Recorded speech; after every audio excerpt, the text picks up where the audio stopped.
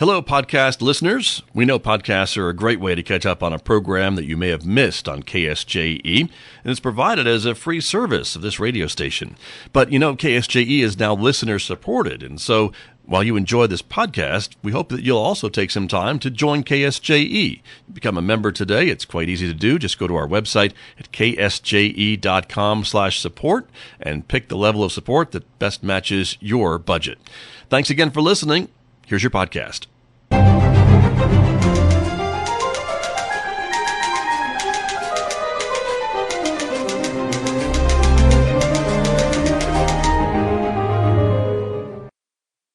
Welcome back to Right on Four Corners. I'm DelSheree Gladden. I'm an author, a journalist, an editor. And on this week's episode, I have Dr. Gerold Yonas, and he is going to be talking about his second book, but first fiction book that's been released through Artemisia Publishing. Gerold, go ahead and introduce yourself. Good morning, and thank you for the opportunity to talk about my first attempt at fiction.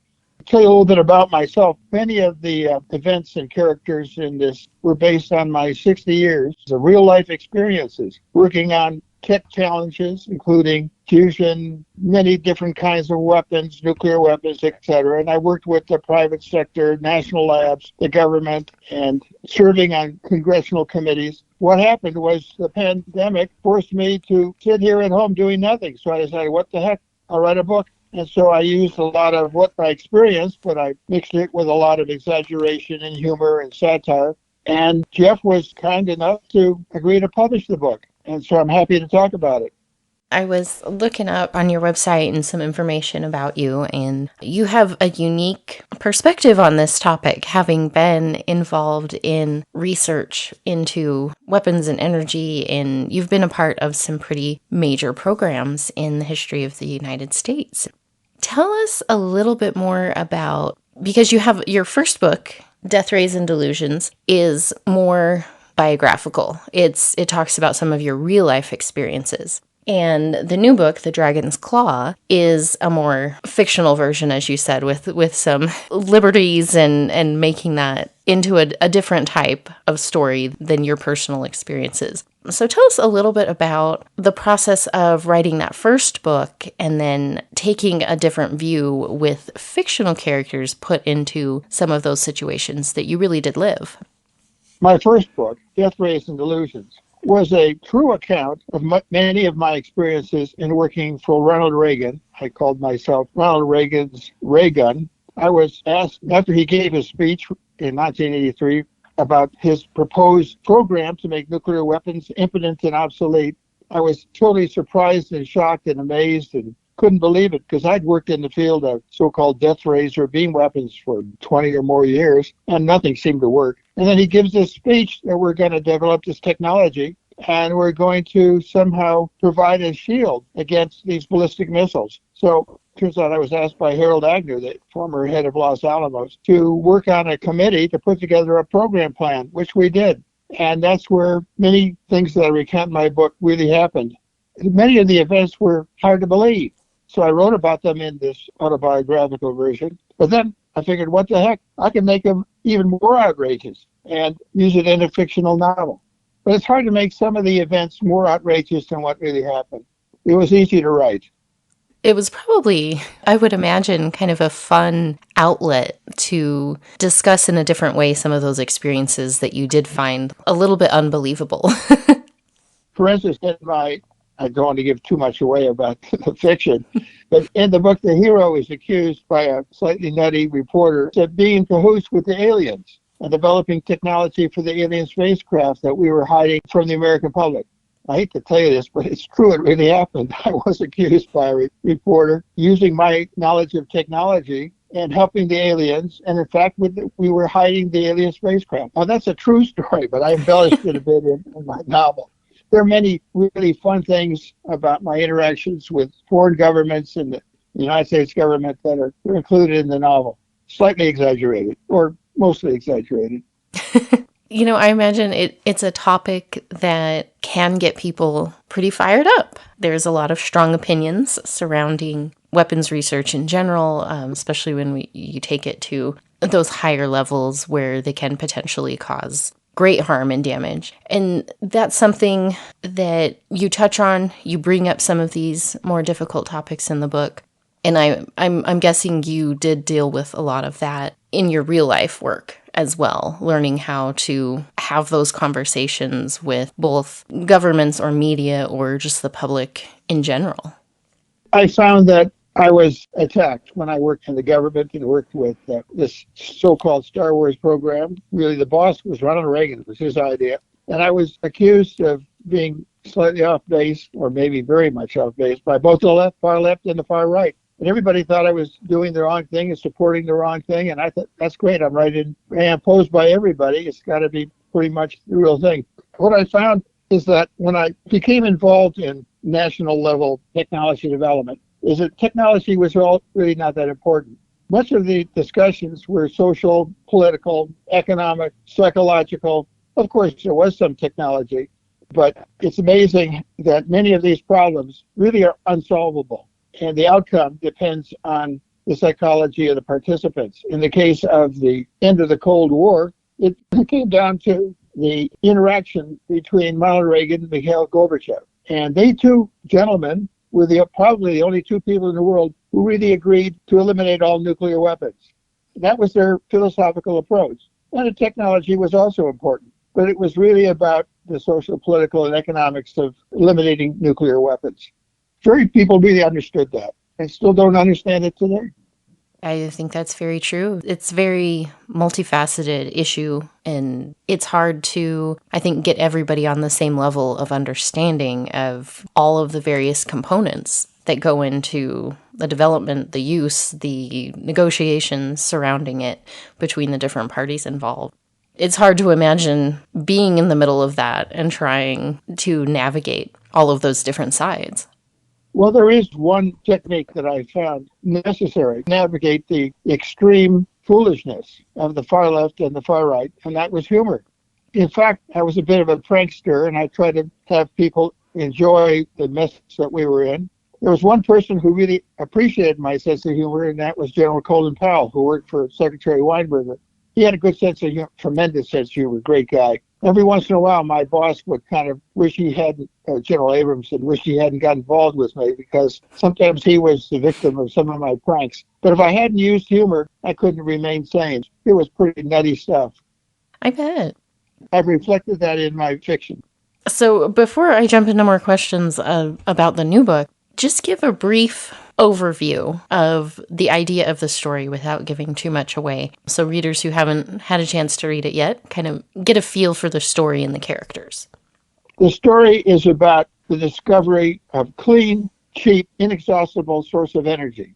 It's also very timely because now the press is filled with reports of government and private institutions investing in fusion research as the ultimate answer to our energy problems and the solution to the climate crisis.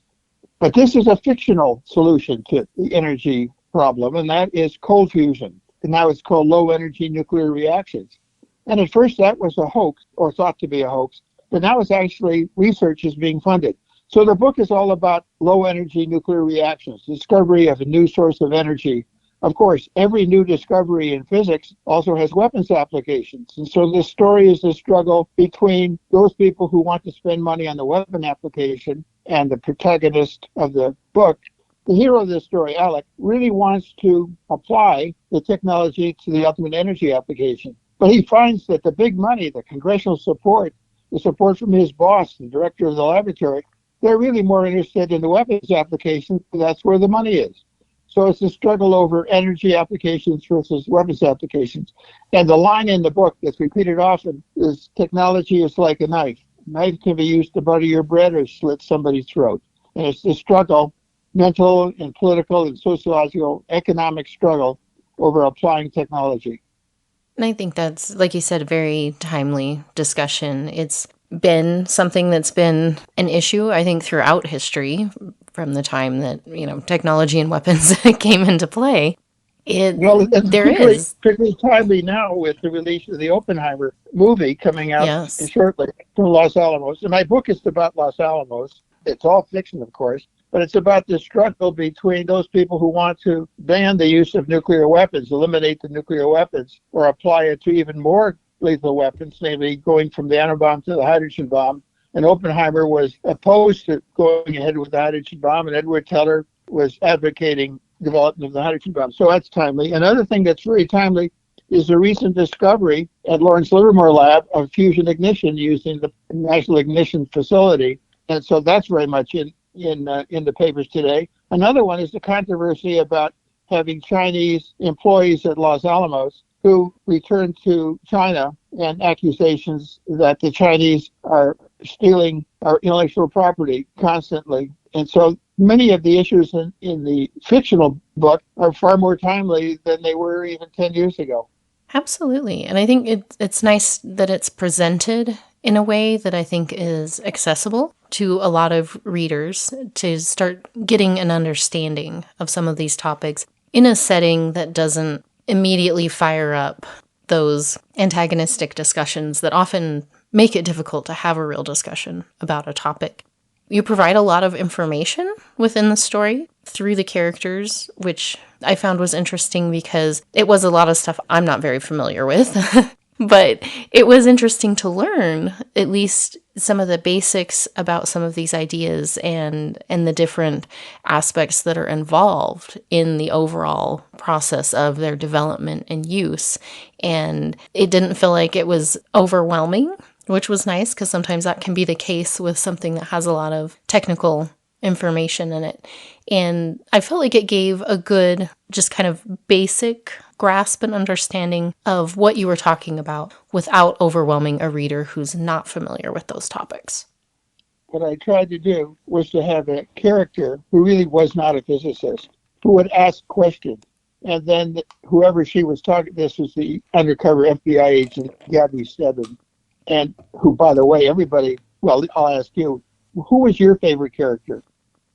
That is a tough one. I did enjoy Gabby a lot. She provided a good balance to everybody. Everybody likes Gabby. She is very intelligent and asks very good questions, which gives an opportunity for her technical colleagues to explain the physics or the technology to her in an understandable manner. So that was the method I used to explain things. So Gabby was very important in asking the right questions. That's often a hard technique to figure out how to use and to employ, especially dealing with topics that you really have to get a lot of information out for the reader to understand what's going on. It can be really easy to just dump a bunch of info on the reader. It's hard to take it in when there's too much at once. And so it's nice when you have that character who can give little bits of information at the right time. And it also helps that people like that character, and everybody likes Gabby. And she was a track star at Espanola High School, and so people can relate to that. She's a real person. Yeah. In fact, in writing this book, all of the characters became very real to me. They became people I knew, friends of mine, enemies of mine. Even General Wu, who was the antagonist, I became to the point where I knew and understood these people and how they thought, what they did, and I became sympathetic to their behavior. And it's my first experience in writing fiction, but that was an interesting experience. And in fact, there are more books to come, because at the end of this book, the reader is left hanging. Now what? And so these characters develop, and I won't reveal what happens, but it really continues to be an interesting relationship between my imagination and the characters. For me, they're real people. Absolutely. I think a lot of writers experience that, and you put so much time and effort into developing who these characters are and helping them learn and grow and change. They really do become part of you. That's true. And there are surprises. There are events that happen that change people's lives. That's unavoidable. And they grow and they develop. And Alec, the protagonist, really develops. He starts off as a total wimp and becomes quite an interesting personality. I like him. But I like Gabby more than Alec, let me tell you that. Yeah, Alec was an interesting character because he starts off in the book really kind of still recovering from some things that have happened in his past, and I don't want to give that away. But he's really not fully recovered, and he's still in this mindset of, I have to find a way to make up for things or fix things. And it really seems to affect just who he is at that point in his life. And he's a little bit more, I guess the right words might be, like he's got some strong beliefs, but he doesn't really know how to stand up for himself and to push for what he wants and to take those stands that you feel like he wants to take. He wants to be the one to say, no, this is what I'm doing. This is the application it's meant for. I don't want to see my work turned into something destructive. But that's a really hard thing for him at the beginning. He also has a problem with his relationship with Gabby. And in this book, it's not resolved. So you have to buy the next book, fortunately, to understand how everything gets resolved. It's kind of, in writing this, it was not clear how he would evolve, how he would deal with his angst, his problem with technology, and his problem with relationships. It's not clear. And fortunately, you have to buy the next book to kind of find out, or maybe the book after that. I'm planning a series of 3 or 4 books total, nice. And I will be learning along with the reader, developing the story and the technology. There's plenty of technology that I didn't use in this book because I have almost 60 years of experience in science and technology. And believe it or not, I'm going to get it all in. There's going to be one of the reviewers of the book said that my writing reminds him of H.G. Wells and a little bit of Joseph Heller. And I think that's correct. I've got the satire of Catch-22 and the imaginary technology of H.G. Wells. But a lot of this technology is happening now, and I think most of it will happen in our lifetime, one way or another. It's one that does seem to be progressing quickly. Faster than I can imagine. I hope one thing that's happening is people are saying that AI is going to be writing books, in which case I better get mine printed on the street before people say, oh, well, that was some computer wrote that. That's a good point. It's definitely a topic of discussion among creative arts, as well as some of the technological sides of things. It's one I've been keeping an eye on and following. So I see where you're coming from there. It's an interesting development for technology that I think a lot of us didn't see really becoming a big factor or something to worry about until all of a sudden it really just kind of exploded. And you're like, oh, well, this is something we have to think about. it really didn't get exploded. It was exploded by the press looking for a story. But the evolution of computers and the interaction between computers and humans was written about some years ago by a man named Kurzweil, who wrote about the coming singularity, when computers can outthink humans. Mm-hmm. That's been around for quite a long time. True. And so I've been thinking about to one-up this AI revolution, and I've got that in a book I'm now working on. So AI is not the end of it. And computers outthinking humans is not the end of it. There is another wrinkle. By the way, there's always another wrinkle. There's always a new idea. This is not the end of invention of science and technology. It may be happening faster now than it never happened before, but there's no end to it. This story will continue to evolve. There's plenty of material for more books.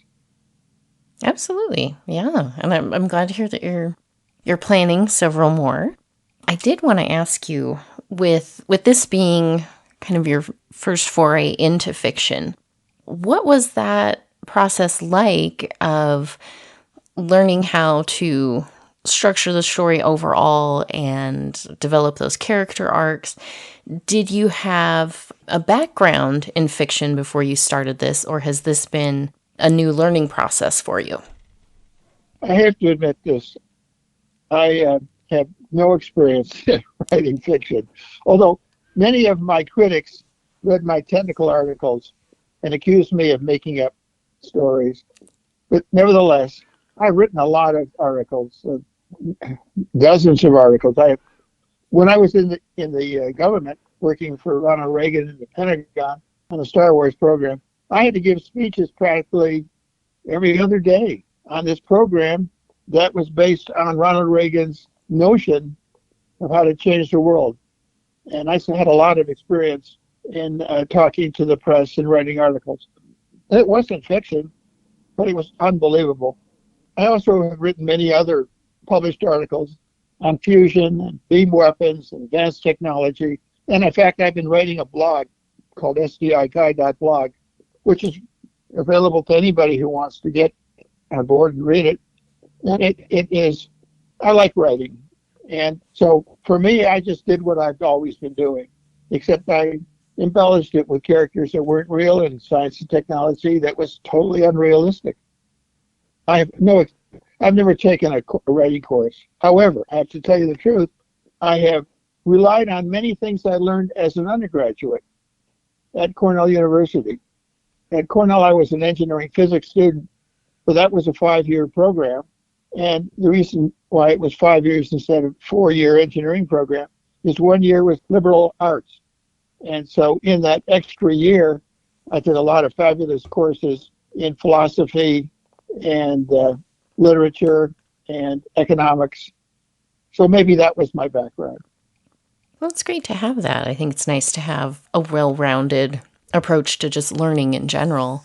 And I think there's that perception for a lot of people of the sciences are more technical mindset and the creative arts is, creative and more exploratory. But really, especially in the field that you're in, with a lot of discovery and looking for new projects and how to develop something and take it further, there's a lot of creativity in that. There's a lot of exploration. It really requires a lot of critical thinking, but also, thinking outside the box and pushing those boundaries. And so I think there's a lot of connection there. Well, one thing that I learned in the last, dozen or so years is that all important problems, not some important problems, all important problems are wicked. By that I mean, and wicked is a term that's beginning to be used more widely. Wicked problems are problems that have social, political, economic, and technical factors that need to be considered. Name any problem at all, and you'll find out that wicked problems have no easy closed-form solutions. And when you work on a wicked problem, the most important thing is to define not the answer, but you have to start by defining the question. And maybe that's something I learned over my many years. The hardest part is determining what exactly is the question. And then once you understand the question, it may be very complex, then you begin to work on the solution. You shouldn't start to work on a solution until you totally understand the question. But then you find very rapidly that you didn't really understand the question. So you go through periods of exhilaration, I know the answer, followed by total depression. I didn't really understand the question in the first place. So no matter what you see today in the invention of modern technology, whether it's ultimate energy supply or the ultimate space weapon, or lately AI as a threat to humanity, these are all wicked problems. And the important thing is to define the problem carefully before you begin to explore the solution. And so the total wickedness of the modern world, and wicked is not a bad term. I gave a lecture at a Catholic high school. It was called Wicked Problems, and I could see the audience was rather uncomfortable, particularly the faculty, until I explained what it was. But people should, I think, go on Google, look up wicked problems and study it. I think modern engineering schools really need to have at least a few courses on dealing with wicked problems. That would be a great way to introduce that and emphasize the need for looking at a lot of different approaches and the full extent of what an issue is. I think that would help just people in general who you can kind of tend to get focused in too narrowly on a problem and base all of your understanding or your opinion or beliefs on one aspect of something without considering the whole. And that makes it very hard to find those solutions when that's how something's being looked at. Well, if you start off with a desire to explore and search for a solution to a wicked problem, and you admit from the beginning that there is no solution, but you have faith that you can find a way to make progress. If you start off with that approach, and that's what I try to do with my characters in my, hopefully, series of novels. People who will admit that there is no solution, but they also are willing to proceed down a path towards a solution. So every one of my characters, what they think is a solution, they're suddenly faced with, oh my goodness, look at that. That didn't work. And it's worse than I thought. So I try to do that twist, that new learning that the problem really isn't solved. And the nice thing about having a problem that isn't solved is you get to sell a lot of books. Very true. So we're getting close to being out of time, but I wanted to ask you what the plans are for the rest of the series and if you have a timeline on the next book, which I know may be a little far out still.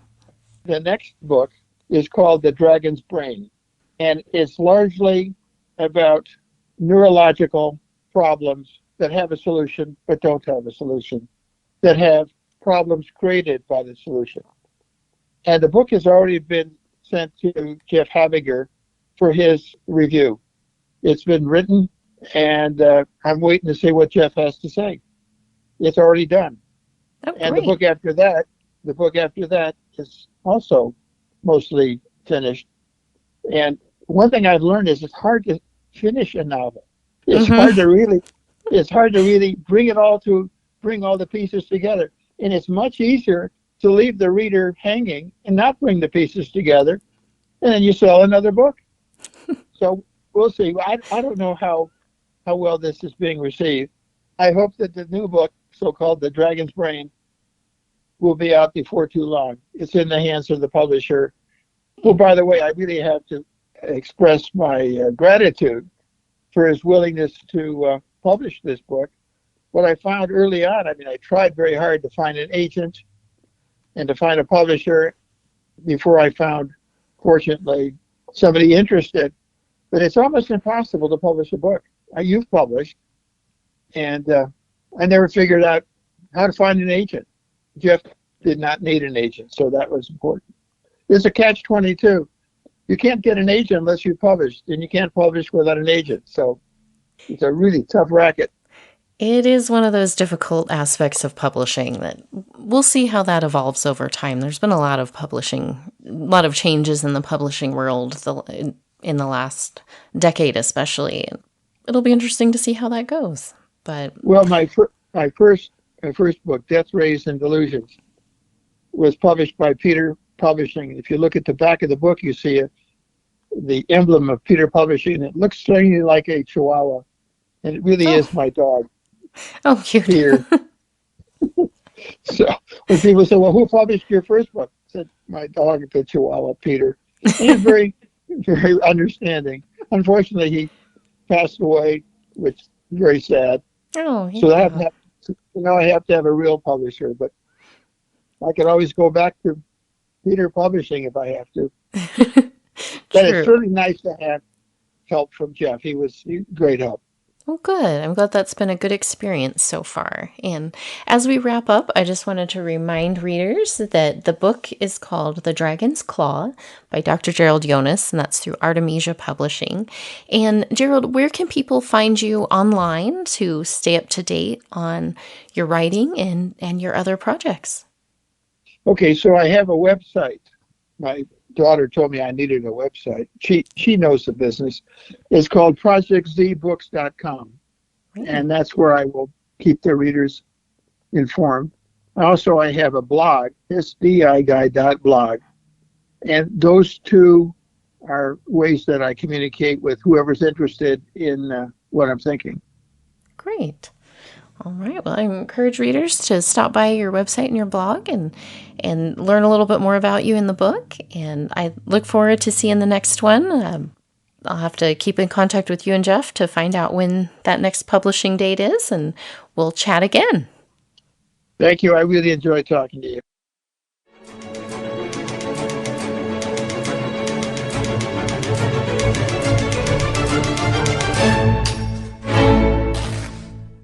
Did you enjoy that podcast? We hope that you did. And if you did, share it with your friends. And if you really want to keep podcasts like this coming, please support KSJE. You can do it easily online at ksje.com.